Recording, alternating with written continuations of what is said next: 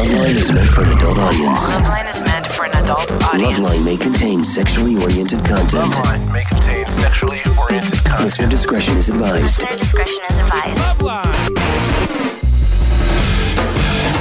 1-800-LOVE-191. LoveLine starts now. That's right. Dr. Drew here with David Allen Grier. Oh, my God.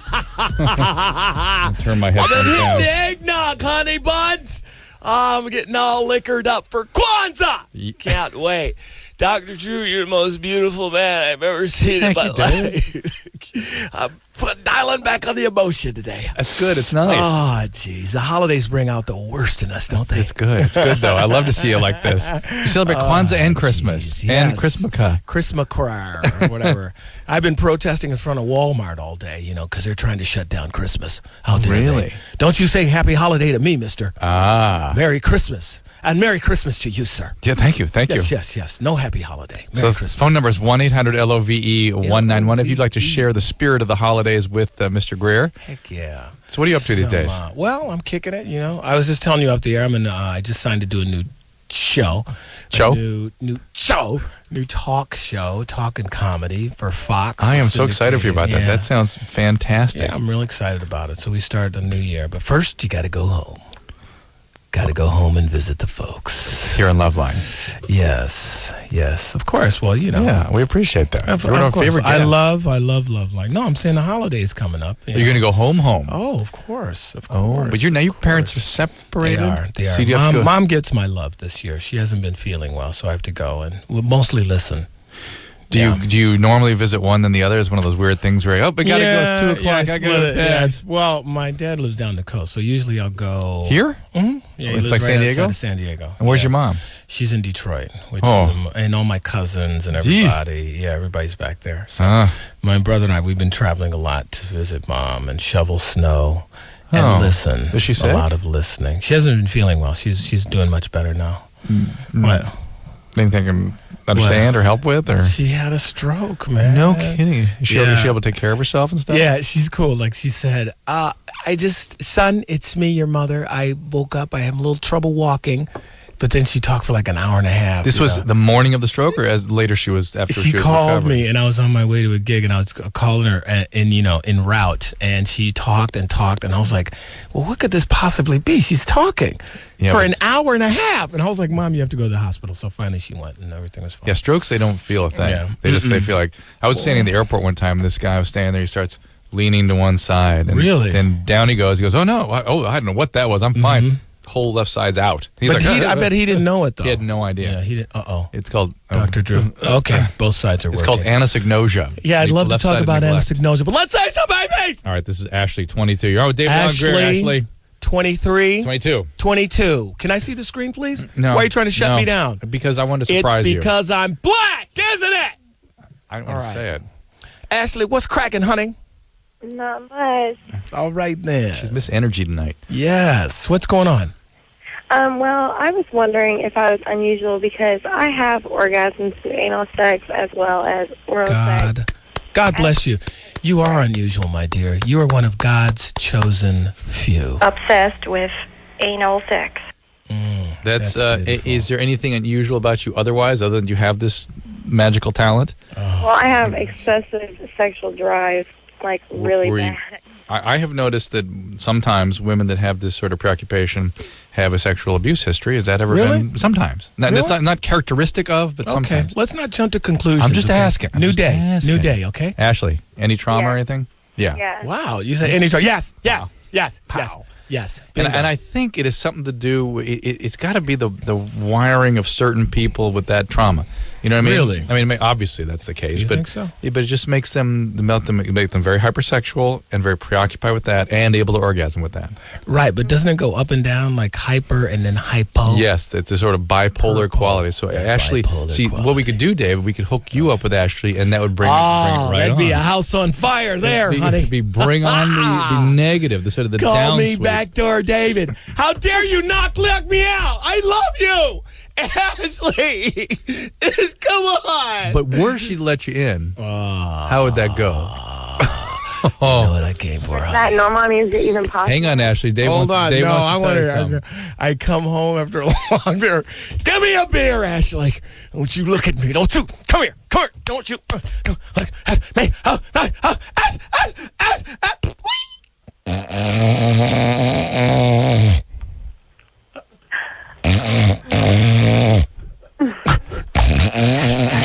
Don't wake up, David. Don't wake up.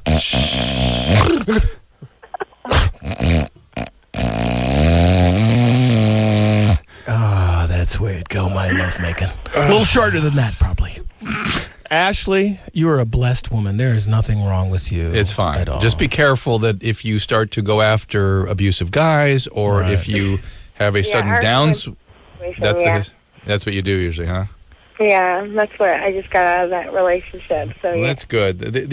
I was kidding about you hooking up with David, but the reality is when you actually do get she's of involved. age. Yeah, well, when you actually do, no, I mean I'm just hyperbole. What do you mean? I don't follow. If she actually did hook up with a nice guy like yourself, Absolutely. suddenly you would become fearful or unable to be sexual because any she can only be sexual with a bad guy. I hear you. Because that's I hear attached to you. the bad part of herself. Then see? I'd have to be all fake bad guy. You make me sick. Oh, give me a hug, honey. Come on. I love you. No, I don't. You know, I'd be all fake bad guy. Right. You're good. You're good. Well, take care of Actor. that bump. All right, Ashley, you're fine. You all right? Anything else? No, that's it. Thank you so much. I mean, you're fine from the standpoint of your biological function. I worry about your psychological function and see if you can have a real relationship. That would be very important. Jake, 24. Beautiful. Yes, sir. I'm calling. My question is, my old lady and I, we've been together for almost a year now. We practice safe sex in terms of using a condom and everything. She's been on the birth control pill for as long as we've been sexually active, and now just recently, she told me she was about 7 days late on her period. My question to you is, mainly, I'm sure it's possible.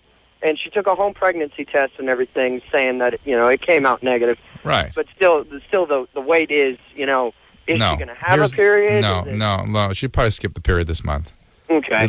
Periods on certain pills, people with periods will be very light, missed, or just completely skipped. So what you're saying is she's can skip her period. Absolutely, period. Do you hear what I just did, Drew? You're I funny. flipped it and made a jokey out of it. She's going to miss her period. What? Period. Bingo. Oh. Next caller. Let's save some babies. All right, Jake, but the fact is, though, while sorry, you can Jaco. get pregnant on the pill, you did the right thing. When she missed her period, get the pregnancy test, do it again in about a week, but you wear a condom and taking the pill. No way is she pregnant. No way. Wow, that is super safe. Isn't Yeah. it? It's good. Boy, Good. bingo. Randy's I'm wearing a 27. condom now. Yeah, my question is, I want to know if there's a way to tell the size of a man's penis by just looking at him. Hands, feet, body build. Well, now, I mean, look at David, and just do the assessment. What do you think? I don't know how to tell, and I want to be able to tell before I get him in the room, not after. A lot of it's in the voice, baby. When the voice drop down deep, that means he's packing wood, honey. He's got a log in his pocket. Have you had some bad experience with some inky dinky dudes there? I was with a guy for about 6 or 7 years who was small, and then I went out with a guy who was large, and the difference was night and day. And You like the large. But how, David? Oh, hold on. You're making an assumption there. No. I'm saying what? Just saying. What I'm not making. I'm saying how big a difference was there? Give us an idea. You saying 3 to 9? I just like the way you jumped. For 4 you, to Randy. 12. For you, Randy. But for most of them, it doesn't matter. No, It doesn't matter. I didn't say that. I didn't say that because I'm trying to say how little is little. hot dog size. What? Hot dog? Hot dog. In that length or that width or both? Girth. How about the length? Compared to a banana. Okay, Yeah. but how long though? 5 inches compared to 6. Oh, Dr. Drew said, okay, well, that's normal in my house. Oh, boy. So you said then you started hanging out with Banana Man. Yeah. Okay. And what was the difference for you? Night and day, no I orgasm understand. to all the way, constant orgasms. Okay. Now, what kept you with the other dude, Inky Dinky, for like 6-7 years? Child. Oh, Wow. Is he there with you now? Are you not the child, the ex? I'm single now. The child is with you, though, yes? I hear you. Yeah, I have the child. Is Are you still with Big Boy? No. What happened to him? It was Packy Macky. It was for a weekend. That's my other question. Is there anything? Was this a bad guy? Was there anything else sort of arousing about him other than the anatomy? Well, he knew what to do. Right, I hear you. How old is she? 27. But nothing about the women for whom the size makes a difference. They generally are women of larger stature, not necessarily size, but just taller and You more. big girl? No. No, I was going to say that doesn't like the physical size of a woman and the size of the technical term is the box, the cooter, is not. You can have a big girl on Is there other technical terms? The love box. The love box. Okay. Stink hole. Okay. Yeah, right. stink hole. Twinkie hole. I believe Twinkie hole. Twinkie hole too. Yeah. I believe that's what you Twinkie hole, baby. Woo! Okay, yeah. Okay, yeah. God bless. Oh, yeah. Happy holidays, everybody. Yes. Happy Kwanzaa. Merry Christmas. Now, why didn't you stay with Big Boy? It was a short term just for sex. But he was done. He was out. Oh, really? Yeah, that's what it sounds How like. tall are you? Just let's finish that conversation. How tall are you? How tall am I? 5'4". All right. Really? I don't think this is a rule. I wouldn't jump to it, but I've noticed that women who say, "Oh, yeah, size," for me, because most women will say, "Oh, no, I'd rather not have too big a deal. I don't like it." But the ones that typically say it matters, I've noticed, just tend to be bigger people. That makes sense then too, right? Yeah, but I've talked to women who said that this is. It's not a rule. Can I finish what I had to say? Go. All right. This is radio. Let me tell these people what Nazi Drew is doing to me. Go. You're putting a hand up. What I'm saying is, I've talked to women who've had boyfriends who were too big. All the time. Right? That's the number one complaint. Like hurts them. Yes. Boyfriends who are too small. Most women will tell you want a guy that fits correctly. Yes. Am I right or wrong, honey buns? Yeah. There you go. And for Randy, the correct fit was this guy. Banana Man. Yeah. All right. Well, here's what you do. You start the kissing and hugging and grip around down there, and see what he's packing before you go any further. But then how do I break it to him that it's not? I don't want to tell him he's How you don't guys have always to. do it. You Yeah. sort of avoid and I'm you're kinda busy. not I have a available. kid. You have the best excuse in the world. I have a child. Oh, I can't bring you into my life. I don't know you. What are your intentions, mister? Yeah, that's what you do. Let's stay with the penis thing Work here. it. This is Samantha, 19. Uh-oh. Hi. Hey. Hi, Sammy. Hi, how you guys doing? David Allen Grier. Give him a call, 1-800-LOVE-191. He's here to celebrate Kwanzaa, Christmas, Hanukkah, any other holidays. Kwanzaa, Kran. And the Koran. What's it? Ramadan. We need some Ramadan songs. You know what I mean? Like some Ramadan. We don't eat all day, but when the sun goes down, we're gonna eat a lot. On Ramadan. Something like, promote the holiday. Yeah, I'm all about it. What's your problem, honey dip?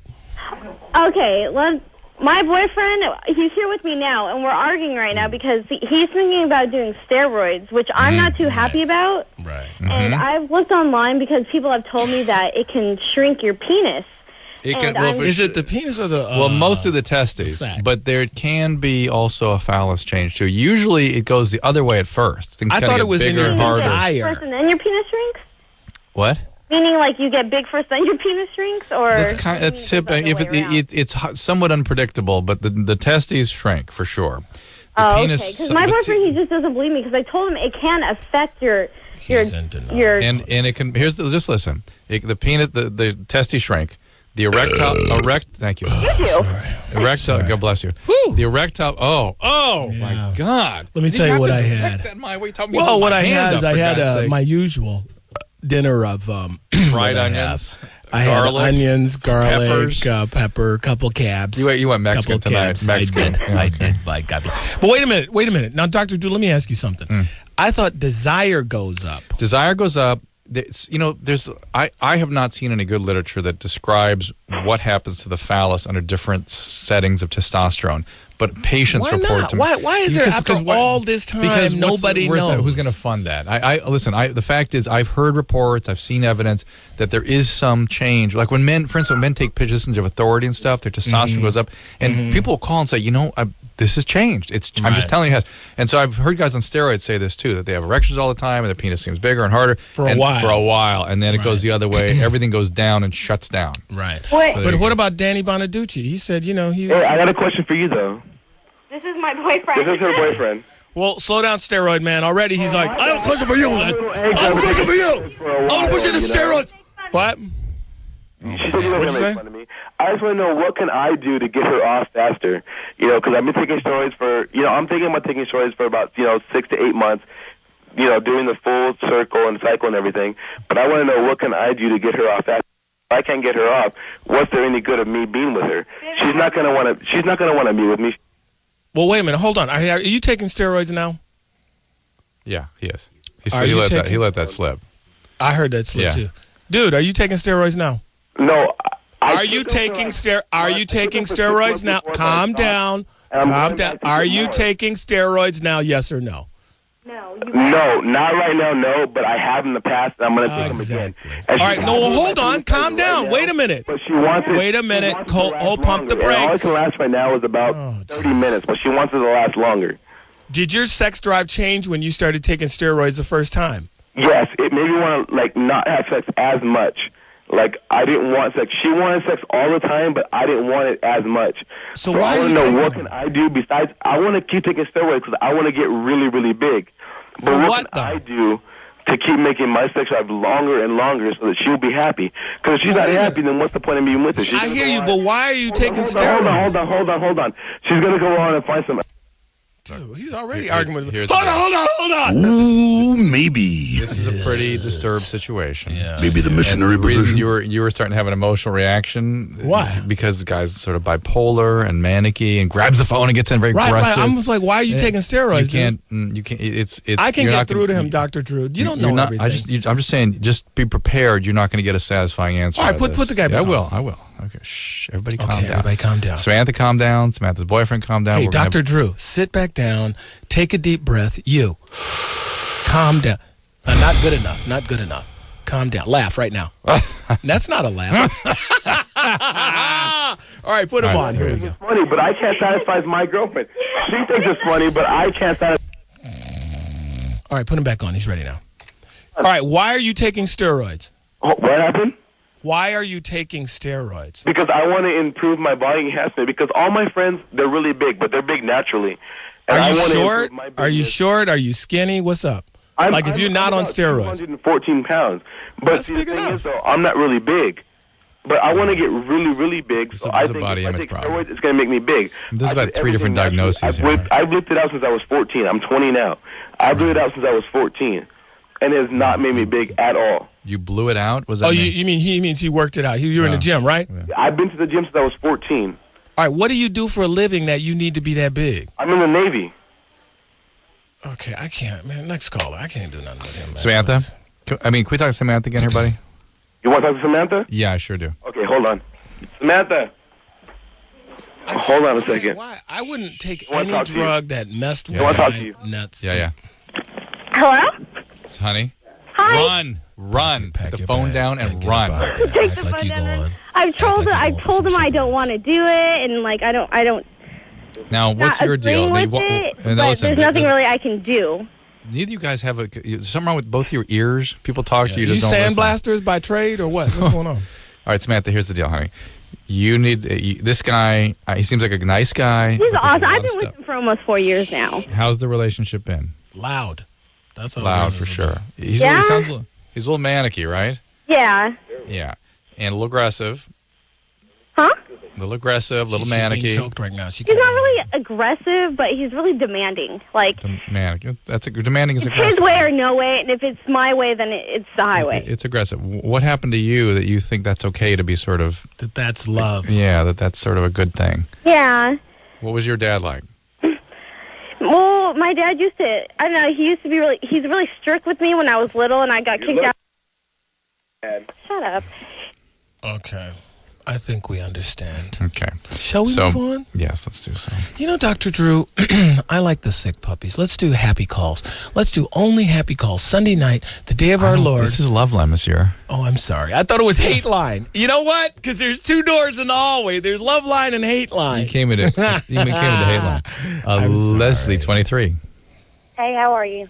Hey, what's up? Wait, hang on a second, Leslie. Just one second. I feel like I left Samantha and her buddies hanging there. But the point is, he's a little manic. He's got a body image problem. There's a lot of stimulant and marijuana abuse in people that do steroids, particularly stimulants. I'm worried he's maybe tending towards addiction. She has the abusive dad. That's why she's with the demanding, abusive guy. Probably dad was an alcoholic. There's a lot of stuff going on in that relationship.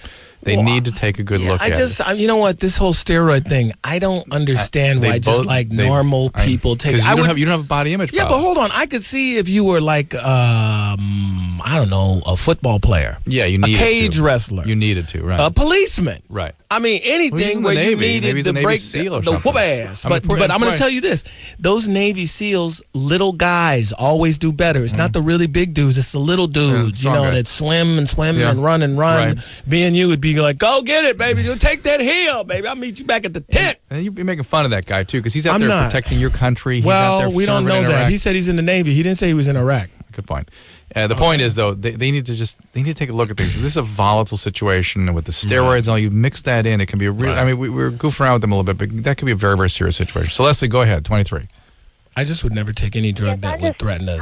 I have this guy that I've been seeing for like 2 months, and I kind of want it to be more than just a booty call and for him to be my friend, but I don't really know how to approach him. Well, this is the problem with friends with benefits. Thank you.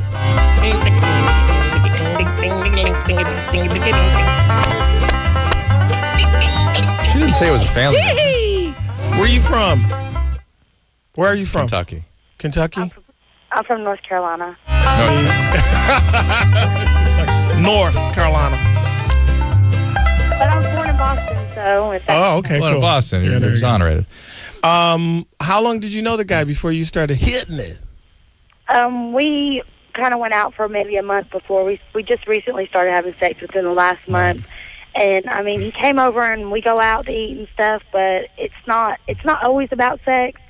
But whenever we do have sex, there's a difference between having sex with somebody and a more involved sexual experience. Right. All right. Here's the deal. It's certainly reasonable for you to have the talk with him, to go, where are we going? What's this about? I'm starting to feel. But the reality is, when you begin a friends with benefit situation, which is wonderful, by the way, but it is an agreement that you're not going to go beyond that. And the fact is that never works out. It never. Always somebody develops feelings. You don't. You can never do that because the other person is still.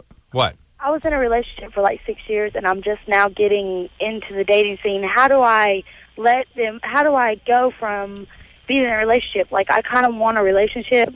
So how you got to say that. You got to start out with that date. You got to start up with. They'll turn running. They will. Well, then they're going to run then anyway. You end up. There's something wrong with you, Leslie, because then you end up just being exploited.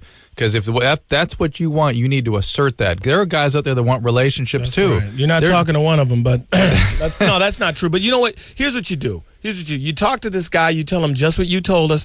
The only way it's going to work, and be prepared. It's like any negotiation. You got to be prepared. You state what you want and be prepared to lose. Yeah. I.e., in the end, you're going to win because, let me ask you, do you feel good after you guys have sex? I mean, is it enjoyable to you? Because I don't get that it really is. You're just doing something to keep him there. Right. Let her answer, Drew. It is very good. It is very good, but I think another factor I was absolutely wrong. I think something else has something to do with it is I'm the first white girl that he's ever been with, and he's a black man. So, the color of one's... What the heck does that have to do with it? Yeah, no, it doesn't. Now, that doesn't... Does it? The color of one's skin doesn't... That's why it's good for him. You. Well, why is it good for you? It's good for you because you know you're the first white girl he's ever been with? That's why it's so good for you? No, I'm just saying that's why I'm kind of afraid to say anything because I don't know... What? If he would have a relationship like that with a white woman. No, you got to state your case. Yeah. Say this is what you want. If he doesn't buy it, let him go. And you've got to do that up front with everybody because the guys that turn running are the guys you don't want to be with because you're looking for a relationship. Let's do something different. Right. Okay, I just met you. Hey, girl, what's up? Hi, David. Hey, what's up? Listen, I want to take you out. Do really? Something. Yeah, let's get them draws. You're kind of fresh. Yeah, well, that's where I'm at. I'm all about it, baby. Are you black? Yeah, I am. What you got? You got something to tell me? You're not feeling what I'm saying? No, I think that's cute. Okay, so you think it's cute that I just want to hit them draws and just get up out of here? How dare you? I'm sorry. What'd I say? How dare you? I'm sorry. What'd I say? I wanted to go see that play downtown. Oh, really? Brokeback Mountain, the musical? Okay. Yes. About those. So what you want to tell me? What you want? You don't like the booty call arrangement? What you want to tell me? Well, let's just hit it. Let's go ahead. No, that's not what you do, Dr. Drew. You're the girl. You're supposed to go, I don't want this. No, it's like... I don't want you. I'm being Leslie. Okay. No. I don't want... No. Okay. You say, be Leslie positive. Okay, say, Leslie what's up, good. baby? What's going on?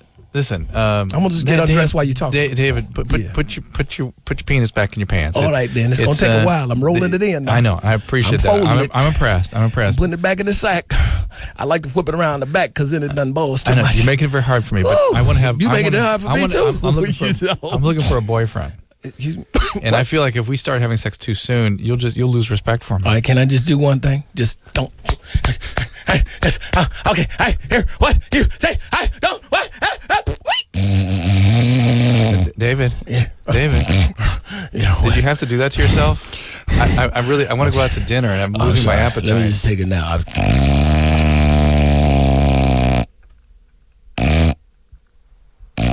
Oh. See, it could work. But you got to state your case, right, Drew? Yeah.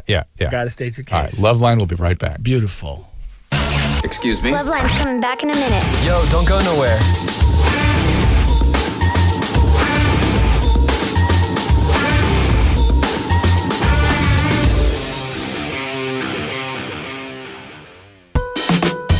Hey, everybody, it's LoveLine, 1-800-LOVE-191. Call up and have David Allen Grier react to you. Well, I'm not going to react, Dr. Drew. You know, I've been watching a lot of the medical channels. And, I'm on that channel. Well, I got some knowledge now. Good. You know, so you're ready to help. Well, it could be your You've had some training. Yeah, your liver could be acting askew. Your whole you could be the toxins. You know, messing with your chrome dome and all that. They're the bird flu. So I got a lot of knowledge here. Right, excellent. A lot of knowledge here. Well, let's get on with that then. Okay, let's save some babies. Next caller. K28. I would just hear from David off the air what was going to make him drink or use drugs. Oh, how dare you? How do you pervert what That's what you said. Not me. I said other people. Oh, you said you could understand how somebody would. Yes, that's not because me. Because you would if you were in that situation. If I were them, but I'm not them. But if you were in that situation, you would be you. You know what? They should take your license. Okay. Because you're insane. Right. Okay, K28. Hello. Okay. All right, what's up? My problem is that my husband is in Iraq right now, and I'm currently seeing someone else, and I told him I was married recently, hoping he would end the relationship, but he has decided that he does not want to end it. What's your question? Yeah, I'm already confused. What's the question? I'm trying to get rid of my boyfriend before my husband comes home. All right, do you have kids? Yes. How many kids do you have? 3. 3 kids, great. That's beautiful. Now, the thing that, before Dr. Drew, I'm going to turn this over to you because I'm through with this. You're angry. Well, I'm saying like she is already the tone of powerlessness. So it's like this dude hit you over the head with a brick and said, we're going to do this, and you have no choice in the matter. This is the boyfriend. Yeah, well, she said he will not end this relationship. Like she has husband, the husband. No, the boyfriend. I'm getting confused. No, about she said this man will not stop seeing her. The boyfriend. She has no power. Right. Control. But she wants to get rid of the husband. I thought you wanted to get rid of the boyfriend. I want to get rid of both of them, actually. This is why I'm confused. Okay, so what's your question? But I would like to get rid of the boyfriend first. How old are I'll tell you what, you get rid of both of them. Keep seeing the boyfriend, let your husband come home. That'll get rid of all of them. Yeah, but then... You might get killed in the crossfire, Well, you know, that could happen, too. They'll both be in trouble because they're both military. Well, what about thinking about your children, right? My husband's not their father. Oh, my God. How many fathers? I'm going to say... Hold on. Let me guess. I'm going to say 3. How many fathers? You'll be wrong. Those 2. Oh, my. Yes, you'll be wrong. Do I know my... you do. Dr. Drew. You do. White trash expert, Dr. Drew Pinsky. I, by the way, Kay, predicted you had 3 kids and 2 fathers. That was my opening shot. It's not on the screen here, you'll notice. All right, so the husband... did I not hold up the fingers? You did, man. You did. This radio, let them know, baby. Right. Now, you saying that the husband is not the father of any of these kids? No. All right, are you pregnant now? Oh, no. Okay. What medication are you taking? None. Are you supposed to be on some medicine? No. You sound like somebody that has been on or... You sound sick. I mean, she's got a sore throat or something. Yeah, it is low. My throat is sore tonight, but I'm not on medication. Psychotropic meds. Right, I hear you. She's a little down in it. Are you happy? Do you feel depressed right now or what? Do I feel depressed? Yes, because I want to get a divorce, and I don't want to be with anybody. I would rather be by myself. I know I'm happier by myself. Okay, I got a crazy nutty thing. And now, Dr. Drew, I'm going to go out on a limb here. Go ahead. This is nuts. This is bananas. But I want to end this year the way I want to start it. I've never advocated this in my life. This is crazy, but I'm going to give it a shot. Why not just be honest? To both of them. Yes. Why not say, I don't want to see you. You are and not. I don't want to have your license taken away. Am I a kook? You're crazy. Put me under arrest. Boy, I should be in the kook house. You know? Okay, how about that? I'm kidding. Lie to everyone, honey. You know what I think you should really do? Get a girlfriend. Ew. Get a girlfriend. What do you think, Kay? What about that? No, I mean being honest. Being honest. Be honest. I've tried. When I told my husband, right after he left, I told my husband I wanted a divorce, and he told me that he would fight me. He would what? He would fight it. Well, then why don't you get the papers and serve him, and that's that. And what'd you tell the boyfriend when he said, look, I want to keep seeing you? What'd you say? I laughed at him. You laughed? Are you still seeing him, though? Yeah. Okay, well, you're still seeing him because you want to see him. If you didn't want to see him, then you would stop seeing him. If you want to get a divorce, then you will tell your husband and start initiating the divorce problem. This is problem solved. Next caller. It sounds Dr. Phil-esque, but Kay, the reality is the only thing you have control over is you here. And this is one of those situations where you could change things by just doing something. Right. And the fact is, I understand it's difficult to change, and there's reasons that you're caught in what you're caught in. There must be all kinds of extenuating circumstances, but you're pretty clear what you want to do. You want both guys out. Right. They're neither of them have any commitment to these kids. Here's what I suggest. You, because you seem to have difficulty making decisions on your own behalf, need to make them on behalf of your goddamn children. Excuse me. Excuse me. God bless children. God bless children.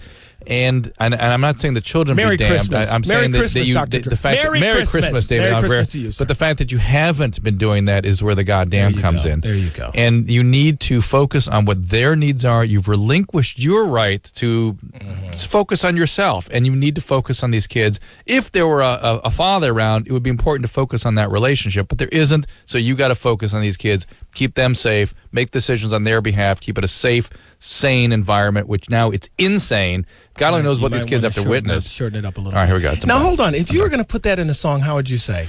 You need to make a decision, figure out what you want, and be honest. Just one time in your life. It needs to be Tell them what you want. It needs to be like sort of to Don't Rain on My Parade. Oh, yeah. Don't tell me not to see you. I don't want to. There you go. Don't rain on my parade. Yeah, something like that. Yeah, that's beautiful. Marie, 22. We're salving babies here. We are just smoking. Hey, Marie, nothing but chicks. I like that. What's for you? Hey, Marie. I did that for you. I selected them that way for you. Hey, Marie. I had Ben Stein on here refusing to talk to men. Ben Stein's an old pervert. I can feel it. He's a perv. I know it. Ben Stein, come out of your pervy hiding place. Ben, if He's you're listening, dirty old man. Call. I believe you know the hotline He's number. A dirty Please old man. know that I'm defending you. Please, how can he is an idiot? How can you sit? He is the biggest idiot I've ever heard. How can you sit there and praise Michael Powell? Michael Powell's a smart guy. Oh my God! Please. Wait a minute. Give me a break. But Ben Stein is. You may not agree with his politics. If but I don't agree with you, you're an idiot. Okay, Marie. 22. As long as you're not... He's an idiot. Yeah. Marie, what's up? Hey, well, I used to be on different medications, and I sort of took myself off them. That's always a good plan. Yeah, and I was on Risperdal. Mm-hmm. And I was... Risperdal? Atypical antipsychotic? Yeah. Antipsychotic? Yeah, and I was... Used for other things. Used for things other than psychosis, but... don't interrupt, please. I'm sorry. I was just wondering what Risperdal is actually prescribed for, because I dealt with different doctors at different times, and all I was told is that it was for paranoia. But I've looked it up on the internet, and that it could be for different things. Yeah, it's used for a lot of different things. More than anything, it's probably used for agitation.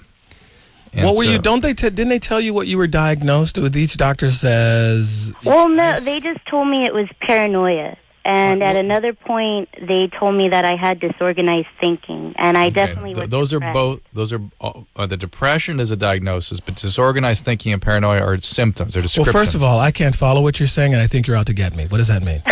That's a symptom of paranoia. Look out! You know what I just did? I took what she said, I flipped it, made a little jokey out of it. You're talented. You ought to go. You ever thought about comedy as a career? I don't know, but why are you staring at me? Now you're saying now. Why did you take yourself off of Risperdal? Well, was it whispering to you to do that? No. The doctor at the time was letting me wean off of it. Okay. You probably had you probably were in a severe depression. Sometimes paranoia and agitation is part of that. Right. And the Risperdal can be helpful in resolving those symptoms. You were being weaned off. You were following some of his directions. You got off it. Do you feel good now? Hang on. Marie? Do you feel healthy and good now? That's the thing, is I'm wondering if maybe I should try going back on medication, but I don't know. I'm not. What do you feel like? What do you feel like right now? Well, I mean, I get depressed off and on, but I'm not sure if the Risperdal would help me with that. Do you hear voices? Sometimes I think I hear my name being called. What's your name Marie? Again? Marie. And it gets kind of, it can be embarrassing, you know, like Marie. I think I hear my name and nobody's there, you know. Marie, look over your shoulder. That's a pretty heavy symptom. Are you on drugs? No, I used to smoke pot. Yeah, but that won't do it. Well, it can make you paranoid and stuff, but that wouldn't be causing the voices and things. It's pretty serious, Marie. You go back. Do not make your own decisions about your medical management. But listen to yourself. Wait a minute. Listen to yourself. You're calling in. She's decided that things need to be changed, and I agree. Exactly. That's a healthy choice. Yes, go take care of it. Listen to that one voice. Yes. Marie, go back on medication, please. Go back on medication. Brenda? Hello? 19. Hey, Brenda, what's going on? You're with David Allen Greer, 1-800-LOVE-191. You know, Dr. Drew, I do miss that one lone 48-year-old guy who calls in and yeah, I'm trying to leave my fourth wife. And, I got a couple of them. Okay, cool. I got a couple testicle questions. Just for you. What's going on? Hello? Hi, yes, Brenda. how What's are up? you? Oh, hi. You see, I'm married, and me and my husband were considering a threesome, and we're both offered, but we're kind of afraid of the consequences of how we feel afterwards. Good, you should be. Go ahead and listen to that instinct, because who started this conversation? Well, yeah, it's an interesting question. Whose idea? Yeah, who started it? Idea. Oh, really? Have you ever done it before? No, never. You haven't. My husband was my first, and well, here's basically how it works, Brenda. When the woman brings this up, it's a bid to destroy the relationship. When the guy brings it up, he's just being an a-hole, and he will also destroy the relationship. He's not just being an a-hole; he's being a guy. You know. Yeah, I know, but her bid is for. Come on, you said it to your wife at some point in your relationship. No. Yes, you did. Yes, you did. No, what I said was. At some point, here's what I said. What did you say, Dr. Drew? May I say it? Okay, go ahead. Is that if threesomes were actually healthy and good for relationships? Hello? Didn't you put it out there to see what you do? No. No. It's not like I want to break off the relationship or anything. I'm married to him. I was like, we're just over 8 months. It's just that you're going to destroy it. Well, what do you say threesome? What do you mean by threesome? Threesome, like you make out with the girl, he makes out with you, or and is that's it two guys? Yeah, is it two guys? No, actually, like it's kind of hard to describe. No, it's not. It's like two girls, two girls or two guys? 2 girls and 1 guy. Okay. And what exactly? How far does he get to have intercourse with both of you? Yeah. Really? That's okay. Here's the thing. I feel okay about it, but the thing is that this nagging feeling in my head saying that after that night, it's going to be terrible. Yeah, right. Well, you should listen to that. Yes, Brenda, that is what will happen. You will go insane. Absolutely. It's the very rare couple that can tolerate this. And what I constantly see is only 2 situations. First of all, 19-year-old's married. You're looking for chaos. You're looking for trouble. Well, I have another scenario, but you go ahead. But she may be she's never been with anybody else. Yeah, right. And how long have you been with your husband? I've been with him a year. Yeah, about exactly a year. But look, it's wait a minute. Yeah. I know a lot of couples that when they first hook up, they experiment with a lot of stuff, and they may do a couple threesomes. And as the relationship grows and gets more serious, they transition out of that. Yes. Very rarely that in happens. the middle of a relationship. Right. Usually in the beginning. Right. And when everything settles down. But not the beginning of a marriage. They're married. Well, she's 19, so. I know, but they shouldn't have gotten married is the real issue. No, they here. shouldn't have, but they're married now, Doctor. I know, Do you have and kids? therefore, I'm holding my breath. Do you have kids? No. Good. Wow, All right, that was like an alien. No, I don't have kids. No, I don't have kids. But I just think now they are married, they've relinquished their right to mess with the relationship. No, you have to experiment. Marriage is an experiment. There's more than one rules. I mean, I've never seen it. Let's play the odds. Have you ever seen a successful open relationship? No. I haven't. No, I've seen it for a while, and I've seen people convince themselves for like political reasons that I'm just more evolved, this is a good thing, and they deny the very heavy feelings they take away from it. I met, well, I won't go into it, but I met a woman who was we were at this bar, and she was there with her female lover. Her husband slept with guys. Well, they were married. They're two gay couples. Right. Married. But I was like, and I just kept going, now why are you married? Because I love him. And I was like, okay, all right, that's cool. And you don't care, like what? You know what happens to those people? Let me be very clear with you. They end up when we see them in a psychiatric hospital and you sort of put them in a microscope, you really see how crazy these things are. Now, God bless them. If that makes them happy, whatever. This is not to be judgmental, but it's a symptom. Right. I wanted to know. I said, well, then why'd you? Because I love him. He's my best friend. I'm like, okay, whatever. I gave up after a while. 1-800-LOVE-1901, but we will not give up. We will continue taking calls. Save these babies. David and Grier will be right back. Happy Kwanzaa Christmas cram. Right back. Yep, LoveLine will be back. Glad to hear it. LoveLine will be right back.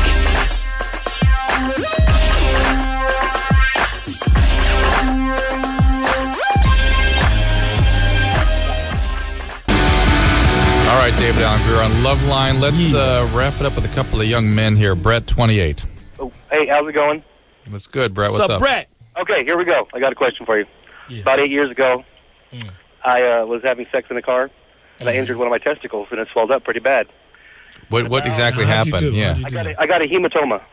What mechanically happened? Mechanically, we were in car seat flap. We were in the bucket seat of a car. Okay, Yeah. Pushed up a little too high, and it kind of took a beating. You mean the repeated action did it? Just one. Yes, gave me just one. Just one sat a little higher than the other one. I guess the other one sat down a little farther. So did you get an ultrasound done? Yes, I did. That was the first time. I had the hematoma. Yeah. The second time. Hey, but good times. Yeah, the second time was, I believe, what he told me was an infection from the first time. Right, you'll be more prone to that kind of thing. Exactly. So now I believe it's coming back. Epididymitis. Remember you mentioned the epididymis? Epididymitis. That'd be the one. Yeah. How does that manifest itselse? Does it just swell and hurt, or what? It got, the second time was worse. It got to the size of almost a Coke can. Oh! Yeah, it wasn't pleasant. Didn't want to move. Oh! Yeah, it wasn't pleasant. Were you having sex and stuff? No, you know what? It was kind of hard because it was... can't move around. It was bigger than the other one. David, you okay? Oh. David. Next caller! David, hold on a second. And you know what happens? Imagine if he just hit it with sort of a pin or a scalpel and it crack open, and you'd have all that... And something comes out... Shoots up your kidneys. All that blood and pus emptying and draining out of it, and maybe some seminal fluid with it, mixed with pus and blood. It would be awesome. And it could be malodorous and anaerobic bacteria create a stench. Oh my gosh. Jeez. Nice. So now before I go to the Bahamas, I always make sure it swells so I look good in my Speedo. Hey, look out. Hello. So what's the question? Actually, what I was trying to find out, first of all, is that going to be a problem with that testicle now? Does that affect Could be. Could be, yeah. You mean its effectiveness? Yeah, could be. Yeah. So, I mean, would I be more likely not to work well with the right side? You only need one side. You only need one testicle. You're talking about having kids, right? Right. Yeah, you should. I mean, it could affect things, but you also could be okay. I bet you're okay. But you've only had that one, like you injured it the first time, you had the big Coke can incident the second time, and in 8 years, nothing else has happened. Well, the first one, and probably about 3 years ago, and now it's still harder than the other one. It's all scarred up. Why don't you get a sperm count? See what's going on. See, I'd like to. My insurance doesn't cover that. Yeah, but you can do it yourself, man. You got good pair of glasses? The magnifying glass didn't work. Look out! Look out, homeboy! I was holding on and it kept moving. It melted. Right? What'd you get? You're like, 1, 2. Ah, jeez, I got to start over again.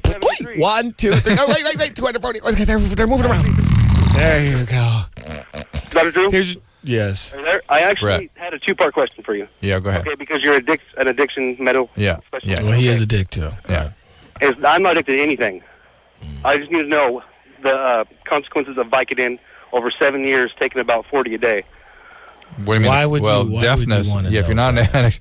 Why would you? Here's the deal. Addicted to that all right, just Vicodin is basically the same chemical as heroin or opium or morphine.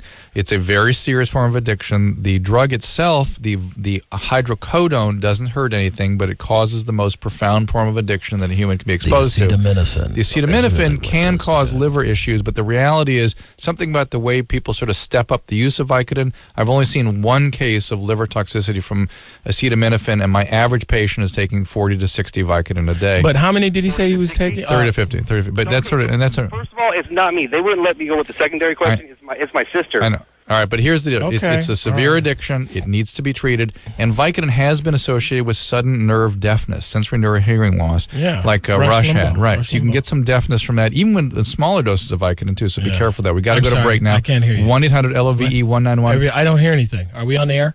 Hello? Be right back. Okay, where's my bikes? We'll be right back. LoveLine will be right back.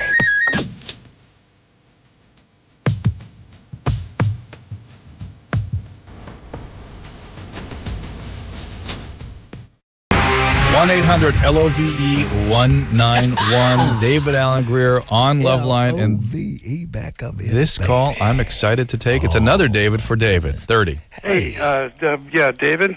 Hey, what's up, man? I wanted to thank you. I'm recovering from cancer. Yes. And the day I found out I had cancer was the day last time you were on the show. Yes. And you were doing the bits with the, the medicine names. Yes. And every time I started feeling down, I would go and read my medicine pills. Oh, for God's sake. And I didn't know where you were going with you doing that in my head, and I really, David, really just wanted to thank you for that, because it really got me through a depressing time. But Mr. David from Las Vegas who's calling here.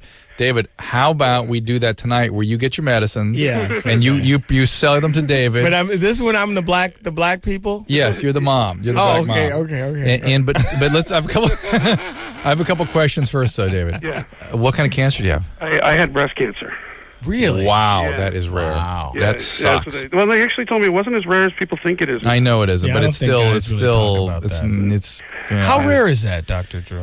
I've got like 2 patients with it out of my entire Let me population. ask you something. You think you know everything? No. You think you know every damn thing in the world, every medical problem? No. You know? Well, yeah. How many people have, club feet in the world? Oh, got you there, didn't I? Dr. Know-It-All. Whatever. Rick, look that up online. Club feet incidents. So, so David, listen, man, are you healthy? I won't know for a couple of months. I finished my last chemo on Monday. I got the sickness of it. what stage were you? I was for stage 1. They actually caught it very early. The doctor said, the oncologist said the only reason they thought the only reason I probably felt it was the tumor was sitting right on a nerve ending. Oh, you heard. Wow. And it's just in one breast or both? No, just in my left one. Right. You're going to get reconstructive surgery, are you? Get those no, they just did a lumpectomy, so I didn't have the full mastectomy. So you have implants done, too. Yeah. Well, I didn't really need them, but well, actually, I might now because I lost a lot of weight during the chemo. But what kind of chemo did you get? I don't even remember the name of what they gave me. I used Cytoxan. But can't they do really pointed? Like I had a friend who had colon cancer, but he walked around with a fanny pack. Yeah. No, I went in every 2 infusion. I went in every 2 weeks and had it done. That's heavy. That's a real thing. I just wanted to make sure, because cancer's really rampant in my family. Okay. Really? Yeah. Wow. So. Do you have that BRCA gene, interestingly? No, I don't think so. What's your ethnicity? I'm Jewish. How dare you, Ashkenazi Jew. How dare you, Jew? So, Jew. I'm Jewish, Greek, and English, actually. So interesting. All right. But, do you want to put you on hold while you go get your medicines? Actually, the only thing I have left right now are painkillers. Oh. What kind of painkillers you on? Mentioning one of them, they gave me Vicodin. So. Oh, God bless you. But, God bless you. yeah, How many Vikes you got right now there, buddy? Actually, I got about 100 of them. Oh, that's good stuff. You don't need all those. No, I'm going to give you a post office box. Drop some in the mail for old Davey. Now, what we do is we test him. I'm going to have to take a couple of those goofballs, down them with some. I like a slow gin fizz. That's an old drink, Dr. Drew. I brought it back with some Vickies. Boy, you're seeing double like nothing. That sounds like fun. I have a real quick question, if I could ask Dr. Drew real quick. Yes, sir. Yes, sir. My daughter, when she was little, she had a megaureter and urinary reflux. Yeah. And so did they repair that? Yeah, they did. They repaired it. They repaired it before she was a year old. Now the question I have is, like, for the first year after surgery, every 6 weeks we had to have her down there, and they were doing like IEPs or not IVPs, VCUGs. So there was like people poking her junk all the time. Yeah. Could this cause the same problems? Because I listen to the show pretty regularly, and I hear the same. I hear the molestation thing. Yes. How old is she? She's 9 now. I'm 37, by the way. You guys. Yeah. So it can cause things. It doesn't have to cause. It certainly is obviously not an interpersonal trauma in the way it would be if it were, say, at your hands or something. Yeah. But by the same token, it's scary and traumatic. And kids that have childhood illnesses, and think about it, we're not talking to kids that have childhood illnesses on this show. Yeah. Right? Yeah, so I understand that. I was wondering. But listen, there's a lot of kids that have childhood illnesses, and UPJ reflux is not that uncommon a condition. And and a lot, it's going to affect her, but it doesn't have the profound effect of the kinds of things we're talking about here. Do you talk to her? You're married? Yeah, we sit there the whole time and talk to her about it. She understands. She knows about the surgery. She remembers. She has a little scar. She refers to it as her second belly button. Yeah, and we talk about. She talks about. We've talked to her about the surgery and how she does remember, because she would have to go down. She was 6 when we were finally cleared from the doctor on all the testing and everything. So she does remember a lot. Some of the later testing, but like that first year. What about some family counseling? Well, I'm just wondering if I start seeing things later on, because I hear all these molestation stories, and I hear what these girls are like now. My prediction is going to be you're really not going to see much. That she's going to be fine. That's my prediction. Well, it will have an effect. She'll have something, but you're probably not going to see a global thing like we talk about here. Could it contribute to her having Asperger's syndrome? That's an interesting question. Is that when the ass gets really big? No, it's like a burger? It's a minimal brain syndrome that so I was it's in the about that autistic diagnosis. Spectrum. Really? And I've noticed that kids that have chemo and things like that get a Asperger's like thing, but I've not seen. I don't know the literature on that, David, so I couldn't tell you. It might, but I don't know the literature on it. Okay. I bet you if we were to search literature, we would find out no. One child, just one child? Yeah, just one child.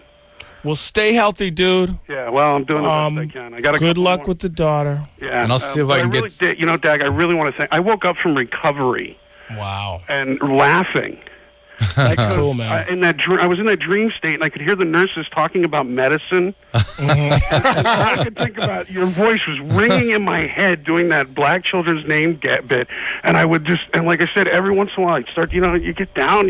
Cancer's a tough thing to go through. I know. And you wonder sometimes if the cure is worse than the disease. Well, it is. It's a poison. But let me play for you a few moments of Here it is, which is estradiol. It's the progesterone. It's the levonorgestrel. And where's levonorgestrel? Or the norethindrone. Put that wiffle ball back down. Come in the house. So behind. I'm sick of these kids, man. There you go, Dave. Drew, I've often said my comedy is really to heal. Yeah, look what you've done. At times I just get depressed. I'd go and read my medicine bottles, and I'd hear you do that, and it really got me through kind of a rough time. And thank you. And I want to thank you for that. This could have been the scariest call I'd ever received. I really didn't know where you were going with that. And thank you, man. Thanks, buddy. Good luck. Bye-bye. Take care. We got to do a little bit of that tonight, don't you think? Oh, my goodness, man. I was scared, man. I didn't know where he was going with that, Dr. Drew. I said, my past you coming back to get me. You have trouble taking compliments, don't you?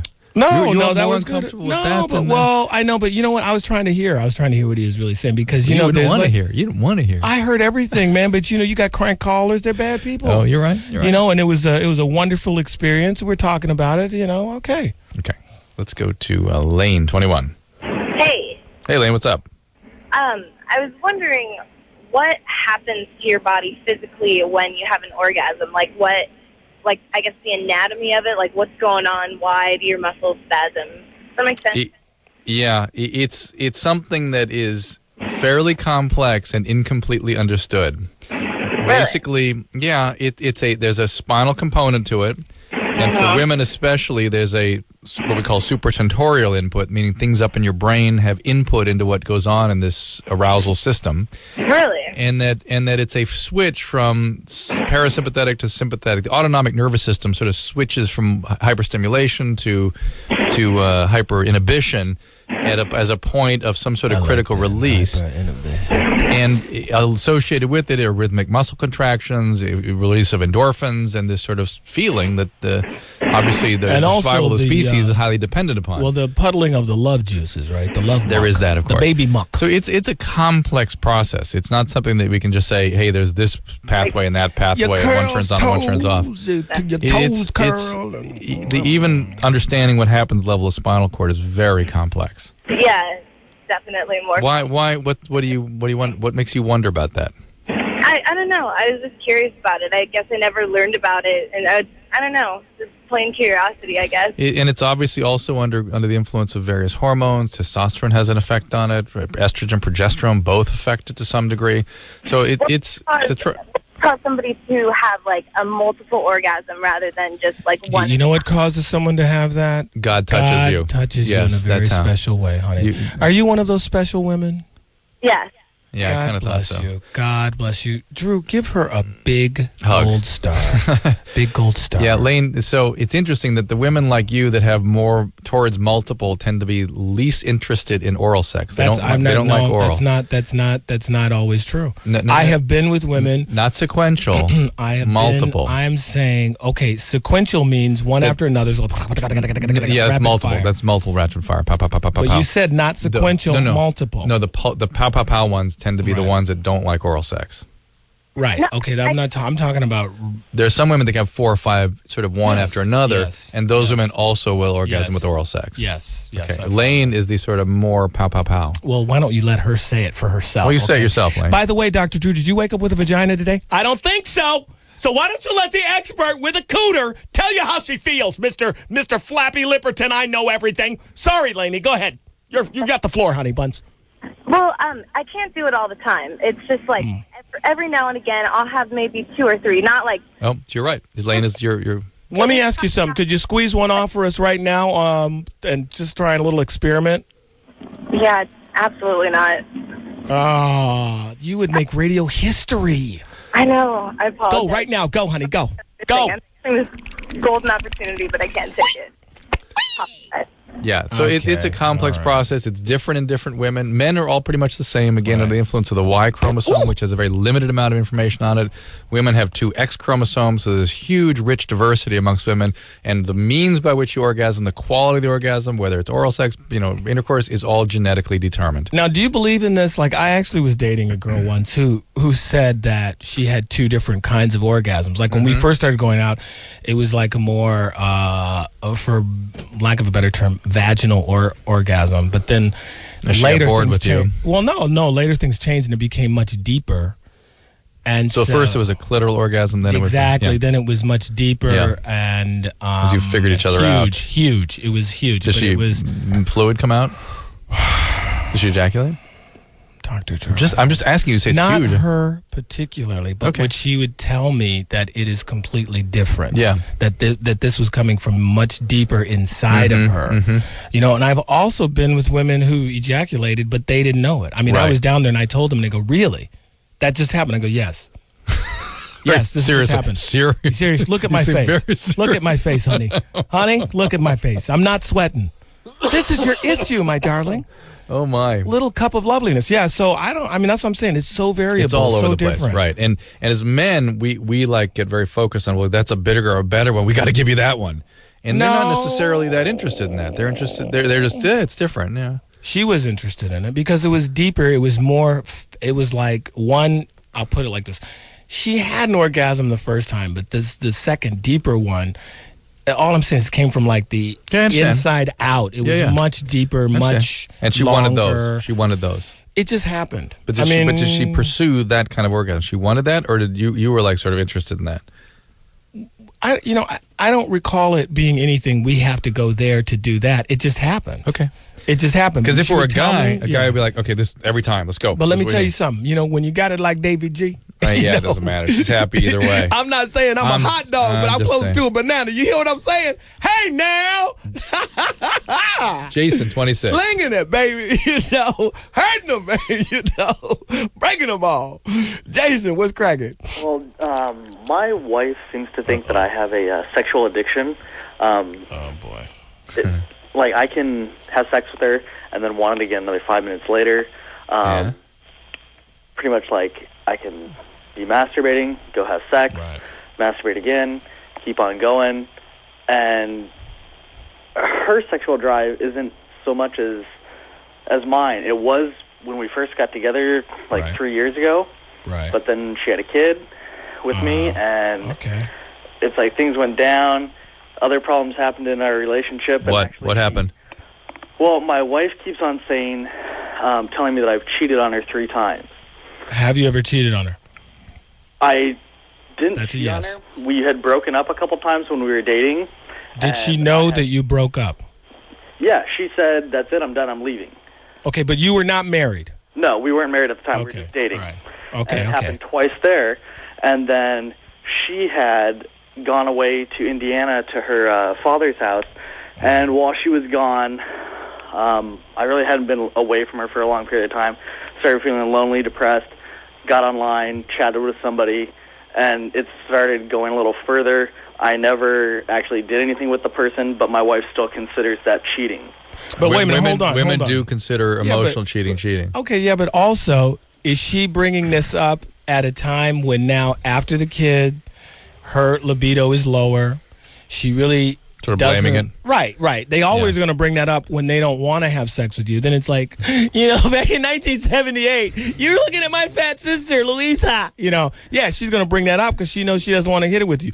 My real question was, in terms of your quote-unquote sexual addiction, if you had your druthers, average day, not one good day, how many times could you have sex? If you say average in a 5-day period, would you? How many times? Not could you, but would you? Would you? Yeah. Average. I mean, like back when we were first dating, it was like 5-6 times a day, and I was no. On your average, now. What would you do now? Oh, on our average now? Yeah. Like maybe. If she were available, if she were willing, what would your average be? If she were available, I'd just like it once a day. Okay. See, but this is what I'm saying. You're not sexually addicted. You're not sexually once a week, and then like if I'm there, you go. If like during the week she's like, I just don't feel like it. I'm like, okay, you're obsessing over it, which is normal. Dude, you're obsessing over it. Myself, and then she gets mad at me for that. Right, you're obsessing over it, which makes it a bigger problem. She doesn't want to have sex with you, so now you're even hornier. Yeah, and you guys have got some conflicts that needed to be sorted out. There's a lot of that's another resentments problem growing. because my wife left me last Thursday, and she moved back to Indiana with her dad. Ooh.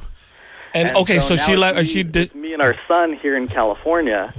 Is her son your son? And I don't know what to do. It's like I have my her parents mom, and some friends telling me, hold on, don't do it. Hold on. Is her son your son? Yes. Are you the father of this? Yes. Did her mom abandon her when she was a child? Yeah, she had a lot of. So here we go. She's reenacting the whole. She's the circle of life here, coming back. It wasn't her mom that abandoned her. It was her dad that abandoned her. The person that she's living with now. She just actually met him about 6 months ago. Where is her mom? Where's her mom? Her mom's here in California. She lives about 2 miles away from us. Why didn't she go live with her mom? She doesn't want to. Her mom. Dad ran away. All right, here's the deal, Jason. You got some really sort of disturbed. We're talking to people that the surface looks like, they're fighting a little bit. You get down 2 layers, and it's like, So pump the brakes here, Dr. Drew, because I'm confused. You're saying that these kids who call this LoveLine, is this what you call this place? LoveLine. They're messed up in their heads. Kooky. I didn't know that. Fun loving. See, you know what I thought this? I thought the LoveLine is where people call and say, I love you! What do you think, I'm nuts? I know these people are kooks. That's why I'm here. I'm trying to save them, Dr. Drew. You're making me crazy. Well, I'm going to have to call a doctor because you're making me crazy. Now we got 3 people nuts now. You happy? Yes, I know they're nuts. So Jason and look his, at my back there. for the meds, for the Vicodin. You know what's those are Gin Fizz mix here. Gin Fizz, Gin Fizz, Gin Fizz and Vikes. Oh yeah. Here you go. Give me my Jimmies. Give me my Vickies. All right, can I get Danny for a teacher? I love my dolls. That you do. Oh, I gotta squeeze one off. Oh yeah, don't look. Oh yeah, don't. Oh God. Okay. No, listen, but seriously, With he Jason. has a lot of bad problems. Yes. Now, before she took off and the abandonment stuff, what I was going to say was you really, on behalf of the child, need to get some couples counseling. It sounds like even more that she needs some real serious treatment. Well, first of all, she's going to be back because she just met her dad online. God knows what he's going to perperpetrate on her. Exactly. But no, she'll be back. But he's got to deal with his son. That's the most important. This is a messed up situation. But most of what you were describing was conflicts that can be sorted out, provided both you sort of fight fair and get a third party involved to help you sort it out. If you can get some stability in your relationship, you might be able to have a family and raise this child. I suspect your wife is going to need some independent treatment because she sounds like she got some real issues as well. Well, I think, you know what? If I were you, I'd put the sex thing over to the side. If masturbation gets you through the night, stick with that. And he's not acting out. There's nothing. You're not doing anything wrong with that as long as you're not acting out sexually, meaning making contact with people. If you're just looking at things, whatever, not looking at weird things, by the way. What's weird things? Kids or whatever, No. And getting illegal things. This is just the way you handle your sexuality, which is fine. But realize that that's normal, and therefore, then your wife's reaction to that is not normal, Well, and that's her stuff, and you need to keep it separate from yours. So, it's hot in here. It's hot, man. Because you know what? When you're healing babies, it gets smoking hot. I'd like to mention a couple things. Go ahead, man. I'm with you, baby. Northindrone. I love you.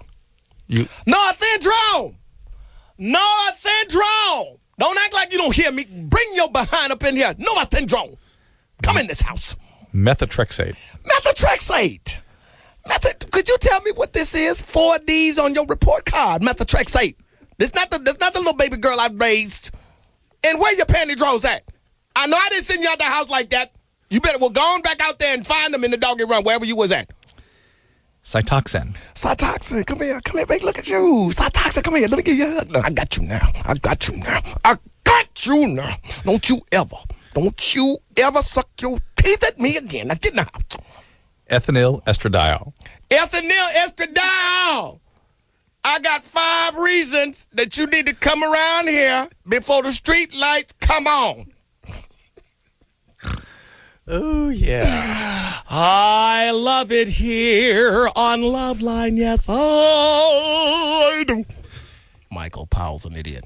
1-800-LOVE-191. More David Allen Grier, more you, more calls, more LoveLine after this. LoveLine. LoveLine will be right back. So get your problems ready. Ready.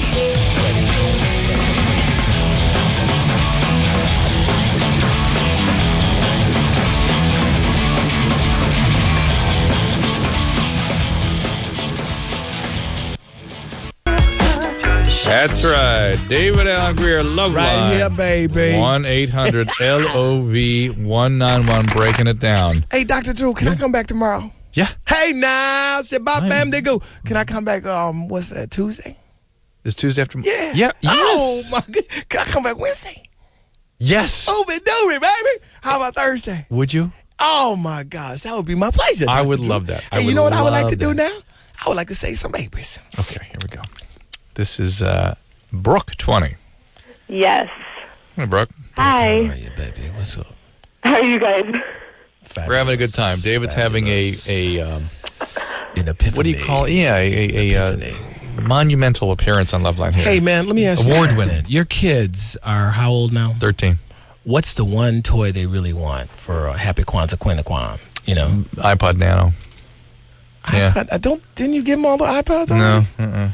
You don't give them all those iPods you get? Well, they've had, no, I have to use the Nano. I only got one. The Nano is, oh my God. That's what they want? That's what they want. They're not into video games or anything like that? Oh, they want the Xbox 360. I want that Xbox 360, man. Did you see that? Yeah, dude, I've been on lists and trying to find it. And you know what you should do? You should author a butt-naked sex game, but that Xbox 360 style. Oh, we'll do it. No. Yeah. Oh, dude, you're onto something here. No, just do a sort of name that STD thing. Yeah, but show them how to get them, though. Show them how to get them. And was I abused? That'll be the name of the game. Abused. That's right. You have an ER? Have an ER set up? You run through the ER? Vaginitis. I like this. If anybody works for Microsoft, give me a call. Yes, we got some stuff. But it's got to be action-packed. It's got to be like I know how to do evil that. people. Oh, don't worry. And, I got some ideas. It's got to be some throwdown. I got some throwing lightning bolts, too. And you got to turbocharge them. Will you do some of the voices? I want you to do some of the voices for me. Some of the voices, man, please. I want to be a character in that band. Okay, all right, done. Brooke, 20, come on. Yes, hi. I actually have a quick question. You guys were talking earlier about that girl who had orgasms. Mm-hmm. Yeah. And I know this is going to sound crazy, but bear with me. Actually, I was wondering, when a girl has an orgasm, you were asking him, did she ejaculate? Like, do girls actually come? Because I've never had anything like that. It's a talent that few do. And when they do it, it runs a spectrum. Some of them do it. Some even do it without an orgasm. Some of them do it only with a big orgasm. Some can't tell when they're doing it. It's all over the place. It's usually just sort of glandular fluid down there that gets released with the muscle. Okay, because I'll say that sometimes just to make my boyfriend feel special. What? I'll be like, I'm coming, whatever. But then I'm like, wait, I actually never really have. But do girls actually, Wait, you've never had an orgasm. I know, but I don't know. Wait a minute, just answer the question. Orgasm is separate from. Honestly, swear to God, I am not sure. No, you haven't had one. You've not had one. I get like it feels good, but I never. Oh, that's good. Yeah, I know that's good, but that's not an orgasm. That's not. Yeah, it will happen. I don't even. I mean, he's. Let me put it like this. Have you ever broken a bone? Okay, come on now. No, have you ever broken your leg, broken your thumb? No. No, you never did that. Have you ever had a cold? Yes. You know you had a cold, right? Okay, I see what you're getting at. No, you know you had a cold, right? But do you walk around going, I think I had a cold? I don't really know. Like, I felt kind of bad, but was that a cold? I don't know. Is it a cold, Dr. Drew? I don't know. You'll know. There will be no doubt when you have this. You will not have fluid come out. You will have a orgasm. That's right. The fluid is not what does it. No, the fluid has nothing to do. It's a separate issue. That's right. You may want to sort of experiment in the shower, the tub. The water is a good way to do it. Jacuzzi jets. Jacuzzi. Okay, but this stuff. So that's like how to get an orgasm, but like so. Yeah, how to get it. You're not going to be able to do it with a guy. You're not going to have it during intercourse. It's going to be during oral sex. Right. First of all, here's what I think. What? Most women have to find your own level. Most women do not have an orgasm with intercourse. They have it only with oral sex or some sort of direct stimulation. Oh, but it's about 60% don't you of agree women. With this? And that will definitely be you, Brooke, because the women that have orgasms later are the ones that are definitely in that category. Usually women, if you can make yourself have an orgasm, you're on the first pass. Because if you can't make yourself have an orgasm, you can't expect someone else to come in and unless it's me. DaVinci, banana ding dong. Plata, plata, plata, plata, plata, plata, plata, plata, plata, plata, plata. What's going on down there? Plata, plata, plata, plata, plata, plata, plata, plata. What's going on down there? Plata, plata, plata, plata, plata, plata, plata, plata. What should we stop? Should we stop? Plata, plata, plata, plata. No, that's not gonna happen. Wait, then. That completes the cycle. But make yourself get there first, and then bring along the others. Okay, I'm not crazy. Many women, I would say many women don't begin having orgasms until about the age of 18 to 22, and so you're in that category. Yeah, okay? It totally feels great, but I'm never like, wow, this is amazing. I've never felt what relax. I'm talking about. You'll have it. Talk to girlfriends that have it with oral sex. Maybe they can help you out get there. Okay. Okay. Thank you so much, guys. Okay. Good luck. Bye. And then we'll talk to a different biology on that spectrum. This is Julie, who's 24. Hi. Hi, Julie. How are you? I'm good. What's your question? My question is, I guess there's a theme tonight about female ejaculation. When I have sex, I totally love it. I do have orgasms, absolutely. However, there's been a few times when I'm having sex with a guy, and it definitely gets really wet down there. And nothing wrong with that. No, but see, the problem is that I'm not sure sometimes whether it's actually ejaculation or if it's that, like, I accidentally pee. And I don't know, like, it feels, and I'm embarrassed by it because I don't. Why would you be embarrassed by it? I will tell you, Julie, most women that have female ejaculation feel ashamed and embarrassed. It's a strange reaction they have. And before we started talking about it on LoveLine, women just would not talk about it. Well, Dr. Drew, they thought there's something wrong with them. I read a statistic that said 30% of women, young women in America, are afraid to have an orgasm for fear that they will fart. Well, farting. There's a fear. Now, let me tell you something. Yeah. This is a difference between men and women.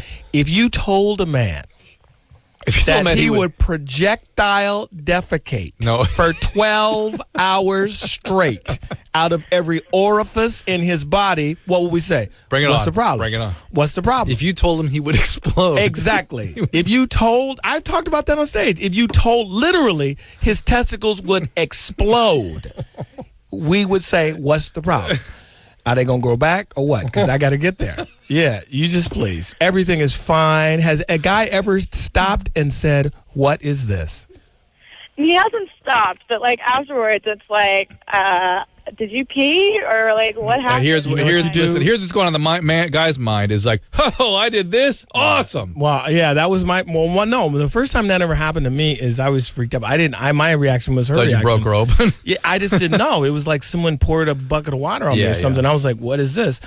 You know what? It's all good. Your reaction should be, this is for you. I have never, you made me do and the guy this. goes over the top for you that. are that incredible. Yes. Make it all positive, there you and go. it will be positive. But if you sit there going, I don't know, like you're pounding me and this icky stuff came out. I'm grossed out too. Ew. Yeah, well, that's not a good recipe. Usually not. It's usually not urine because the urinary incontinence usually happens to women that have had babies and and that is a large volume. Really? I've had patients put down tarps on the bed and the floor. Really? Yes, and this stuff just streams off because bladder holds, some couple cups a liter of fluid. Let's move on, shall we? All right, Julie, thanks for the call. All right, good luck with that, Julie. All righty. Julie's a good American name. Julie. How about We're Ashley? going to need you to strap that bomb on and go in there and blow something up, Julie. How about Ashley? Ashley's like, Hi. Oh, cool. Hi, Ashley. Hi. So I get a lot of bladder infections almost every time I have sex. Mm-hmm. And I'm just wondering if there's anything I can do, like any medication there is to take to kind of prevent it or make it easier. Avoid direct trauma. You know what I'm saying? What's direct trauma? Like something pushing directly under your urethra. Like don't do things don't do the way you like it. Too vigorously. Vigorous, yes. Yeah. Okay. And take it easy. You don't want to just grab them by the hair. And right. Just, you don't you just don't want to push directly on that area if you can avoid it. Okay. Yes. So that's a positive. It's too rough. Too direct a pressure. So she doesn't want to go out Kobe style. And antibiotics. Some women have to take antibiotics all the time to prevent this, or at least every time you have sex. There's a couple ways to do it. One is a sulfa medication. That's typically what they do. There's one called macrodantin. And if you have more resistant bugs, they might have you take some Cipro or Levaquin each time you have sex. Is this with one partner or with any partner? Are you sleeping with more than one person? What's up? No, I have a boyfriend, so it's. Right. But, I mean, this is ever since I started having sex, I've been getting bladder infections. But the same guy or different guys? Yeah, it's been different guys, but right now it's the same guy. So they both shouldn't be treated, or should they? No, this is her urethra getting bacteria pushed up it basically. And you ought to talk to you ought to see a gynecologist and ask whether or not you should see a urologist. That's sort of how that goes. This is Jessica, 23. Yeah, hi. Hi, doctor. I have a question for you. Yes, ma'am. I'm with this guy that we've been together for 3 years, and, we have a son that's 2 years old. So everybody thinks of us as a married couple or whatever. But see, I have a problem, I guess. I don't know. I cuss at him too much, and I was wondering, if there's any way I could just stop it or anything that I should do or say to myself to make myself stop cussing at him so much, because it gets really, really bad. I mean, we've gotten in so many fights, and, because of my big mouth, I just go off on him and I just cuss at him so much. And, I try not to cuss in front of our son. Look, it's not the cussing, Jessica. It's the hostility and the aggression. I was going to say, is it the language or is it your anger? It sounds to me more like you're saying you have a problem with anger. Yeah. You think so? Yeah. Well, I'm asking you. I mean, you can use profanity and not be angry. You can use profanity and be happy. Yeah. Excited. Or you guys in Brooklyn use profanity as sort of punctuation, exactly. commas. But you're saying that when you use profanity, you were really angry. Is that what you're saying? Well, not really. It's just out of nowhere. I end up saying, Or Oh, yeah, on the radio, that Jessica. That is abusive. Way How to go. dare you? I'm hurt. I feel on hurt. the radio, Jessica. I feel hurt. That didn't go over the air, so did it? Well, he's taking it off right now. There we go. That's good. She said she had a problem. Don't we're trying to help her. She does have a problem. I think she has Tourette's because she blasted out a big F-bomb right here on the air. But be that as it may, look, Jessica. Sorry. I'm still confused. Were you physically abused? Were you physically abused growing up? Somebody hit you? Well, like my mother, I guess, she used to treat me really bad, but Yeah. I don't know if that has anything. Would she use language like that with you? Yeah, she used to when I was a little girl. Yeah. But how did it make you feel when she used that language? Well, bad, it just kind of like, it used to make me feel bad, but... Have you had boyfriends that treated you like that? Not really. Like, I've had boyfriends before, and I never used this kind of language with No, them. but have you had boyfriends that flipped it around and treated you like your mom? Not a lot. Well, wait a minute, Dr. Drew. Now, you just said that you've had other boyfriends that you didn't treat this way. Now, let me ask you something. Is this the first man that you've been with? You're still young. You said you're 23. This is the first person you've been with that you've been this verbally abusive with? Yeah. And let me make a prediction. This is the nicest guy she's been with. You think so? Is that not the case? No, but he's cheated on me before, and like I understand, but is he not the sort of is he very, very nice compared to the other guys? Well, yeah, but he also cusses back at me, All right. Well, here's the deal. When you've been in those sorts of chaotic, abusive family systems... You called us originally. She said she feels she has a problem. And here's the deal. And the problem is she can't listen. No, and she either becomes the abuser or the abusee or flips back and forth. She's stuck in this cycle of abuse. And this is where domestic violence comes from. And this needs to be treated, Jessica. This is gonna unravel. One of these days... You're going to be involved with the guys not so nice, and it's going to really be very serious. Follow your instinct. You called in because you said you think you have a problem. You do have a problem. You need to get treatment. You need to go talk to somebody. Go talk to women that are abuse survivors. There are counseling centers out there. Let me ask you something, though, Dr. Drew. Isn't there a pill you were saying before off the air? It's the cursing pill? The F-bomb pill you can take, and it takes the F-bomb out. Only thing is, every other curse word goes through. Didn't you tell me there's no pill? Every other one besides F? Yeah. There's no medication that just, hi, Dr. Drew. Gee, I'm teed off at you, Mr. Meanie Pants. It takes all the anger out. There's you can't take the see, what are the ones that the GD, you can't get rid of that one. Okay. All right. But the F and BS one will come out. Okay. That will come out with a little anti-seizure medication. Okay. All right. Yeah, get some, not medication, get some treatment. That's F and BS is the one that specifically. There's a lot of BS in here. I'm kidding. A little jokey. I miss you. I miss two things tonight, David. But we're gonna take a break right now. I'm not a machine. I'm gonna be here all week. You're gonna be here all week, and I appreciate that. But I want to hear some cheers, and I want to hear some more songs. I don't have any new cheers, my friend. I'm just saying. I may need to hear some old ones, or maybe trigger. I have no new cheers, brother. And I tried to clean those up for the radio. See my finger, see my thumb. We got the ball. You better run. S-O-C-K-I-T, sock it to me, baby, my head, my I'm taking from left to right. 1, 2, 3, 4, 5, fast. Don't take no job. 6, 7, 8, 9, 10. Come on, baby, we gonna win. Cheer, baby. That's the cheer. Yeah, I did the other version. Yes, I didn't hear it. That's beautiful. We gotta go. I have to edit in my head before. Why? I don't want to get. You mean foul? You have cheers at your high school that were foul? Let's start something. Y'all won the game. Now you think you're hot, but we'll win the fight in the parking lot. That's kind of stuff. Nice. Take off your knit. Hey, let's start something. Yeah, stuff like that. Yeah, that's what I want to hear. Okay, a lot more than. It's on the roof. Hey, 100 proof. Hey, it's on the table. The black label. It's on my arm. Hey, the booms fall. Hey, it's in the sky. Hey, the belly high. Hey, it's on the float. The black crow. All that stuff. There's a catalog. Oh, just like that. Well, yeah. Yeah, I like those. 1-800-LOVE-191 is the number, and we'll be right back. Gefühl pur. Die LoveLine.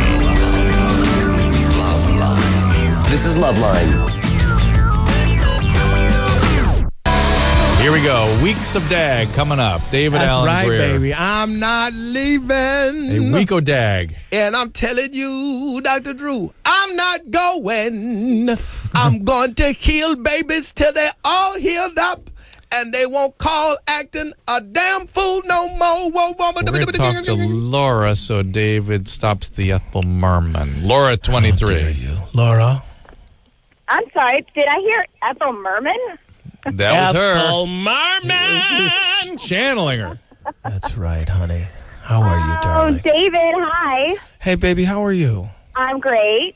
What's the problem? Hi. Oh, I don't have a problem. I just wanted to say hello and that I was a contestant on Random Acts Comedy. I want to apologize because the producers repeatedly told me, they said, David, the contestants are afraid of you. Really? It was a game show when they would answer the wrong question. I'd be like, you stupid, you don't know the answer. They would go like, cut, you can't say that. Oh, you want to me because I rocked the other contestant. Hey, well, while we have you on the phone, let me ask you some questions. Yeah. Do you ejaculate when you achieve orgasm? No, I do not. Was that one of the questions in the game show? No, unfortunately not. Do you have, are you able to achieve multiple orgasms? Yeah. Oh, yeah. See, there you go. Is it like constant or is it just one after another? No, it's just, I think it's similar to a guy. Like, I just have to rest, That's beautiful. and start again. Right. Yes, nap ma'am. Nap time. Then you come up. Yeah, so nap time. And you have it primarily oral sex or intercourse? Only oral. There you go. That's great. And good times. I really like hand jobs. Oh, interesting. You like when the guy does that to you? Yeah. I love it. Now, that's just interesting. Why? Why? Tell us about that. I don't know. I don't know. I like both. But, Are you able to express that to the guy you're with? yeah. Is it because you have more intense orgasm that way? Because why? Your orgasm is more intense that way? It is, yeah. That's nice. Interesting. Well, because somebody else is doing it. Making you the bad, that's dirty a little tricky, too. You are. But it's a tiny little area. I know, but you can learn. You got to practice, right? What's that, Laura? I think it's easier than oral. I mean, I don't know, but it seems easier. That's nice. Honey, if I didn't have a girlfriend, I would take you, bend you over a chair, and have dirty things. I'd make you do what I wanted you to do. Oh, that's so... and you'd be a winner. Romantic. You'd be a winner. Sweet. That's after dinner. That's after church. I'm not just going to come in there and freeze! Get your drawl down. No, I'm not going to Kobe you, baby. I'm going to take you out to dinner. Kobe. Oh, my God. I'm not ripping flesh with my manhood. Well, anyway, it's wonderful to talk to you again, my dear. Hopefully we'll see you soon in your many endeavors, and I'm glad you rocked the house. Yeah. Well, yeah. LoveLine. All right, Laura, bye-bye, honey. Bye-bye. Forrest, 18. I'm reaching good. people. You're helping. Hey, Forrest, are there a lot of trees where you live? Look out! Oregon. You heard what I said? I said trees because his name is Forrest. Good stuff. Yeah, I get it. I've never heard that one. Wow. He's laughing. He's laughing. Yeah. Okay, Forrest. But it's time to be serious now. Okay, let's bring it down. Bring it down 1,000, Drew. Well, Forrest, you're next. What's going on? It's kind of an embarrassing problem. I have a hard time talking about it, but that means this is bogus. But go ahead and do it anyway. Not necessarily. We'll see. What is the problem? Forrest, you know the universal bogosity rules. No, I don't. All right. What's your question? Go ahead and ask the question. Okay. Well, the thing is, I'll start from the beginning. For a long time, I wasn't sure if I was straight or gay, because I would be attracted to women, and then I would watch gay porno to see if I was gay. No. Why? What would make you want to watch gay porno? Well, first of all, it had a funny name. It was Men in Black Men, and I liked Men in Black. See how bogus this is. Did you write this? This is really bad. What? But go ahead, finish it up. Okay, well, then I realized that I could really only get excited by asphyxiating small animals. Oh, yeah, right. Yeah. Okay, there's got to be a through line at the end. Like a Bukaki. Well, he hit Men in Black, black men, animals. Yeah. And okay, and after the asphyxiation, what do you do? What do you do then? Well, I don't really know what to do with the animals. I usually just bury them. And then what do you do? What's the next feature of your story? Forrest, let me tell you something. We have 10 minutes to save some babies, and you're blocking my flow. Come on, get to the point. The universal rule is when we call it bogus, you're required to admit it. Just get to the point, man. What is it? Okay, well, I need to know how to stop because I'm feeling bad for killing all these animals, and I don't know. Just stop. Don't kill anything you don't eat. Actor. Next caller. That was a horrible actor. I just saw Morgan Freeman on 60 Minutes, a marvelous actor. He would never perpetrate like that. No. Man is flawless. You know what he said you do with racism? Stop talking about it. That's what will put it away. Yeah, that's what will end racism. Next caller. Val, Beautiful. 24. Beautiful. Do you like Morgan Freeman? Oh, he's a great actor. Yeah. Hello. Hey, Val. Hello. How are you, Val? I'm great. I have a question for you, Dr. Drew. Yes, ma'am. I've been seeing this guy for about 7 months, and I'm 24. He's 39. We have a really good time together. You know, we have fun, and, you know, we go out and do all the normal things like we're dating. But I know for a fact that he's seen other people while we've been dating. Ooh. And I've been pretty not pretty faithful. I've been faithful, and I haven't seen anybody But he's been straight with you. Not about faithful or not faithful. Hold on. What kind of relationship is it? Let her get to the question, Mr. Budinsky. I'm just saying she called it. Let's let her finish. Go ahead, honey. Well, he says he used to say, you know, that not necessarily that he loved me, but he wanted to be with me. Jeez, what is the point? Get to the point. What is your question? I don't know what to do. I want to take it to the next level, but I don't think he's there. Here's what you do. The next time you see him, you say, I only want to date you. I only want to date you. I want to be in a committed, monogamous relationship. Is that what you want? Because this is what I need from this point forward. No. Not is that what you want.